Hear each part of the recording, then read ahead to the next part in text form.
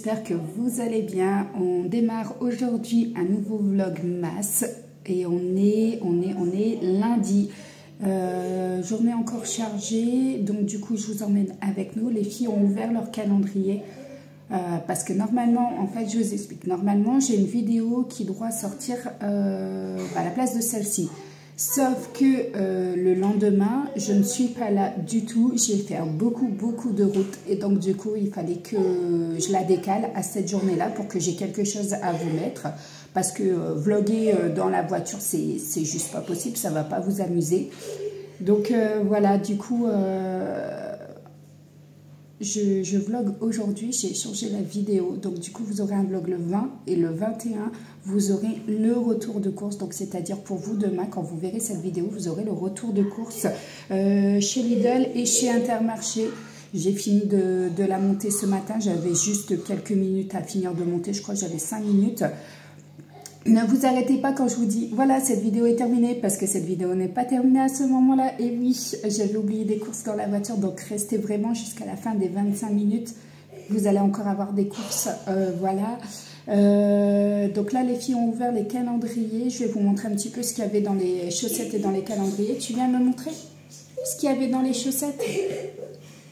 Elles sont surexcitées, c'est un truc de malade. Les vacances s'annoncent parfaitement bien. Vas-y, calme-toi. Donc du coup, il y a eu ça dans la chaussette de Louane. Et toi, tu as eu... Lui, c'est un céramique... Il s'appelle Ri. Ouais, c'est ça, c'est un céramique figurine de Noël. Donc là, c'est le Renne et on a également le Père Noël. Elles vont pouvoir le mettre en peinture, mais pas aujourd'hui. Ce sera du coup pour demain. Hein? Il s'appelle Ri et moi Santa. C'est vrai, hein, c'est marqué. D'accord. J'ai encore le truc de mouche. On a encore des mouches ici. C'est un truc de fou. On a encore des mouches. Il fait très bon. Hier, on a fait une longue balade avec Louane. On a fait 8 km de marche autour du lac. Il ne s'arrête pas. Donc, on a fait 8 km de marche. Voilà. Depuis la pose de mon stérilet, petit point stérilet, depuis la pose de mon stérilet en cuivre, sortez. Je disais, depuis la pose de mon stérilet en cuivre, du coup, j'ai eu mes premières règles. Mes premières règles qui ont été douloureuses. Moi qui ai l'habitude d'avoir mes règles à peine 2 jours, même une journée et demie, c'est bien trop. Et encore le peu de sang que je perds pendant ma journée et demie. Là, j'ai eu... là, je suis à J. On est combien? B. On est le combien aujourd'hui, s'il te plaît? Donc, ça fait 9 jours de règles parce que j'ai eu mes règles le 10. On est le 19. Là, je crois que je perds plus de sang.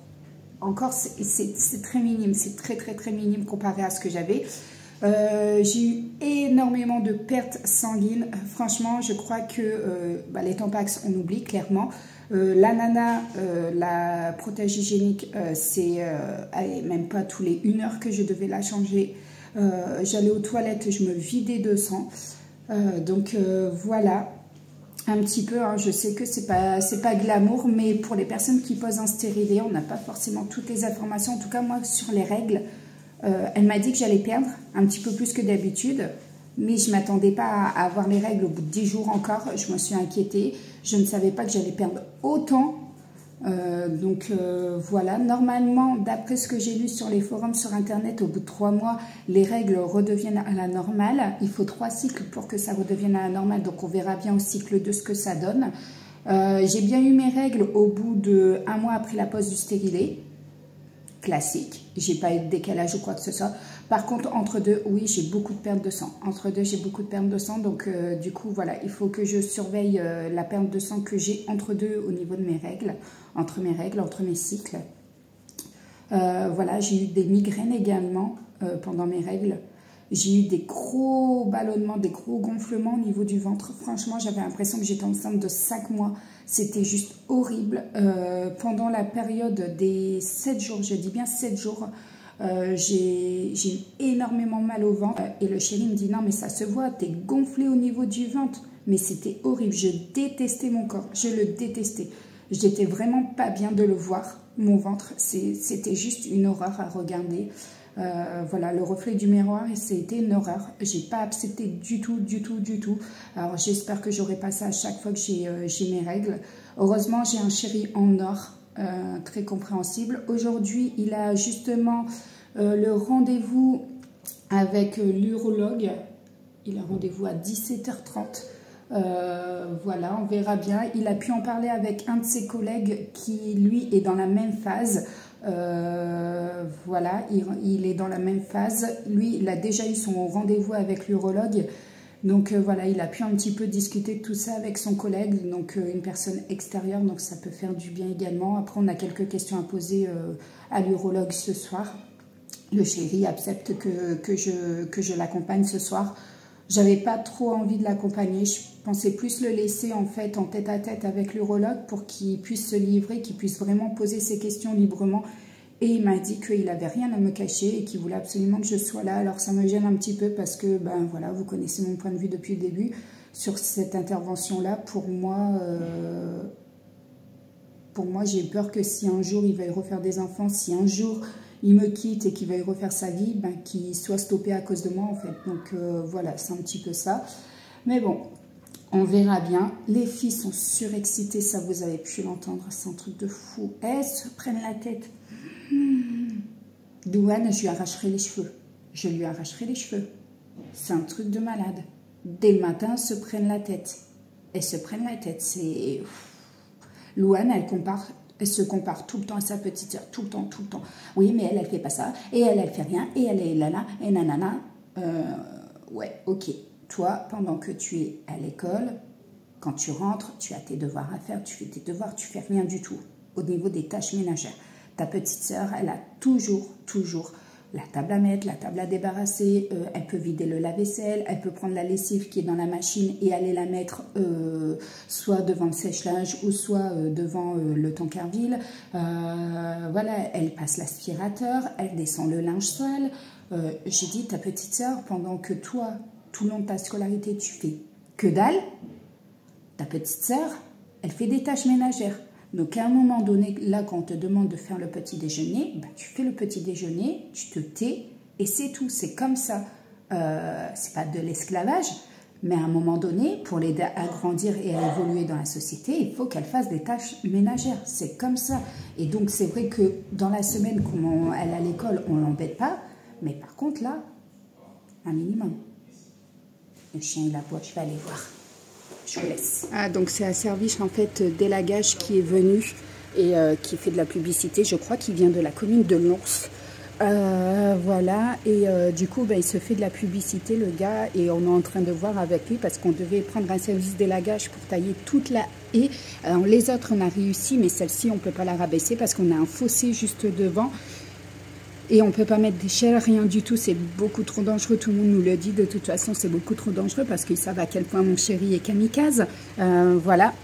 Et donc du coup, voilà, ils savent à quel point le chéri est kamikaze, donc du coup, voilà, ils lui disent non, mais c'est beaucoup trop dangereux, c'est impossible à faire toi tout seul. En plus, elle est quand même assez haute, il y a de la hauteur, donc là, il est en train de... Je lui dis, mais au lieu de prendre sa carte, tu pourrais lui demander directement, faire le devis, en fait, avec lui, pour qu'il puisse se rendre compte, en fait, pour éviter qu'il revienne, juste pour qu'il ait qu'un devis, voilà. Donc là, le chéri, il est en train de regarder avec lui et puis il va lui établir un devis. Comme ça, au moins, on sera aussi fixé. On a déjà une société qui est venue, ou deux, je ne sais plus. La première, c'est moi qui l'avais appelée. Donc oui, là, c'est la deuxième. Donc comme ça, on aura deux devis. On va pouvoir comparer parce que mon mine de rien, c'est pas donné. C'est plus de 300 €. Donc voilà. Il t'a donné le prix ou il va te faire un devis? 600 €. Combien? 600 €. Waouh, moi, j'avais 300 €. Hein. C'est un truc de fou. Et comment il explique les 600, son carburant? Si vous payez en espèces, c'est 600. Ah ouais, si vous me payez en espèces. Oh, si vous me payez en espèces, c'est 600. Donc ça veut dire que, voilà, c'est pas déclaré. Et s'il déclare, on est beaucoup plus cher. Ouh. Et c'est juste une haie. Elle fait quoi, 15 mètres de long? Non, t'es fou, là, t'as... 50 mètres. Ouais, parce que là, t'as 100 mètres. Non, on a 100 mètres. Ouais, t'as 80 mètres. Hein. Ouais, 80 mètres de long. Ah, si, il y a du taf. Hein. Ouais, mais bon, attends. Il le fait avec une machine ou pas? Non, taillé sur perche. Ah ouais, il le fait à la main. Ah ouais, d'accord. Ah ouais, l'autre société, en fait, c'est un bras qui coupe, en fait. Ouais, là, c'est fait proprement, effectivement. Ça n'a rien à voir. Ouais, au moins, c'est fait proprement. Effectivement, s'il le fait en tailleuse sur perche, ouais, il y a du taf. Et sans dégager. Hein. Ah, il dégage pas? Vous laissez tout, parce que c'est plus cher après. Faut que j'appelle le mari d'Elo, au fait. Que je vois avec lui aussi, si c'est possible. Et puis là, je vais nettoyer la machine. Donc, du coup, j'ai mis la moitié de cette bouteille-là. Il n'y a pas de sac poubelle. Faut pas qu'on oublie des sacs poubelles, au fait, au magasin. Non, mais au magasin, on a acheté. Et je vais mettre une pastille également de lave-vaisselle pour nettoyer et entretenir, en fait, tout ça. Alors, généralement, je mets du vinaigre entre deux. Mais là, j'ai mon linge qui sent mauvais alors qu'il sort de la machine. C'est la première fois que ça m'arrive. Alors, le chéri me dit qu'il a fait un mélange entre deux lessives. Deux produits de lessive. Donc il me dit, est-ce que ce serait ça? Je pense pas, non, je pense pas. Je pense vraiment que c'est ma machine en fait. Donc du coup là je vais tout simplement la lancer en cycle de nettoyage. Et puis voilà, Louane va vite fait aspirer. Faudra aller coiffer tes cheveux, ma puce. Et puis voilà, on va aller faire un petit tour dans les magasins. Voilà, je vais lancer un cycle express, mais cette fois-ci en 90, 1200 tours, hop, et je lance. Voilà, on verra bien si ça change quelque chose à ce coup d'aspinette. Et Noah, tu prends les pantoufles, s'il te plaît, tu vas les ranger dans le meuble à l'entrée. Il y a un chiffon, je ne sais pas pourquoi, il y a un chiffon à terre, il faut le ranger. Et on va finir de débarrasser la table du petit déjeuner. On se retrouve tout à l'heure. Voilà, et Noah est en train de faire une activité créative. Donc, elle est en train de faire cette veilleuse. A priori, c'est une lampe veilleuse. Elle l'a eue à son anniversaire par une des copines. Mais c'est pas un truc qu'elle aime bien. Hein? Ça t'énerve, ça te saoule de faire ça, oui. C'est long. Et toi, t'aimes bien quand ça va vite. Donc voilà ce que ça donne au niveau de la lampe. Franchement, je trouve ça joli. Après, j'ai hâte de voir ce que ça va donner une fois que les lumières vont être allumées dessus. Et ça va donner ça. Et avec le chéri, on a géré tout ce qui est papier administratif de merde. Hein? Qui nous prenait la tête parce qu'on a été piraté au niveau de notre compte bancaire en début d'année et du coup il fallait gérer ça. On aime, on adore. Donc ça c'est ok, c'est régularisé. Youhou! Elle qui est en train de s'éclater avec le chien. Un squatteur de tapis. Il y a un panier bien doux, bien douillet, bien chaud avec une couette et squatte mes tapis. Il me saoule. Arrête de me lâcher. Donc Louane, on a profité, elle a revu tous les cours depuis le début de l'année en quoi là, t'as vu quoi? Histoire géo. Histoire géo et pendant 3 jours avant, elle a lu physique chimie, hein, c'est ça? Donc là, on fait 3 jours d'histoire géo et après, elle fera 3 jours d'SVT. C'est 3 matières où elle a mal travaillé depuis le début de l'année. Hein? Madame, j'aime pas le cours. Donc du coup, je m'y intéresse pas. C'est dur. Non, parce que regarde ta note quand tu as voulu bosser. 19. Non. Si. En quoi? 19 sur 20, tu as eu. En quoi?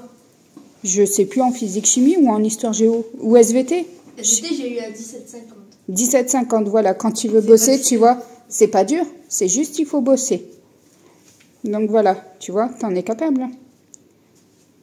Après, c'est pas une énorme bonne note. 17,50, si. C'est une très bonne note.